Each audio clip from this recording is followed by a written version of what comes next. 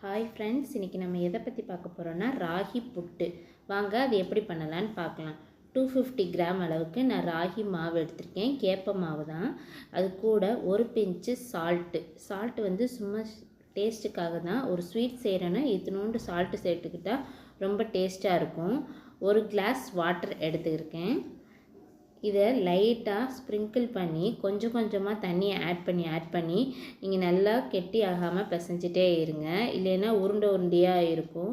அது நம்ம சாப்பிடும்போது நல்லா இருக்காது. அதனால் கொஞ்சம் கொஞ்சமாக தண்ணி தெளித்து அதை நல்லா பிசைஞ்சு விட்டுக்கிட்டே இருங்க. அப்படி பிசையும் போது தான் வந்து நமக்கு புட்டு வந்து ரொம்ப சாஃப்டாக இருக்கும்.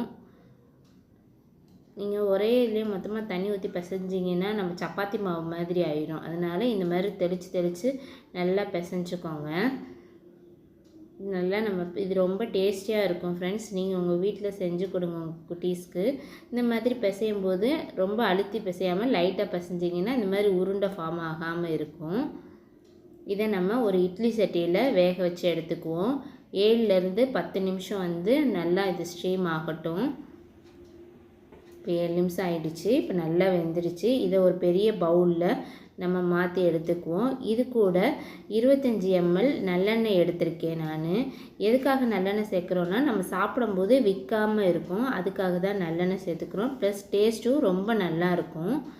இது கூட நான் 100 கிராம் ஜாங்கிரி, அதாவது நாட்டு சர்க்கரை எடுத்திருக்கேன். நீங்கள் மண்டை வெல்லம், கருப்பட்டி எதுனாலும் எடுத்துக்கலாம்.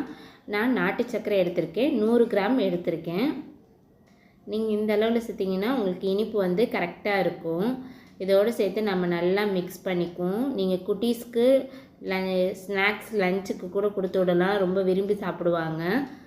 இது கூட நான் கொஞ்சம் தேங்காவை துருவி எடுத்திருக்கேன்.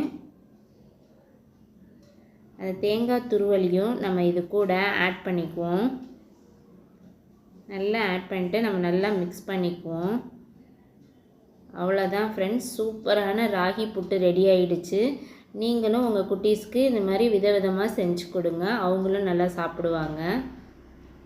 உங்களுக்கு அம்மு சமையல் சேனல் பிடிச்சிருந்துச்சுன்னா சப்ஸ்கிரைப் பண்ணுங்கள், லைக் பண்ணுங்கள், ஷேர் பண்ணுங்கள். பாய்.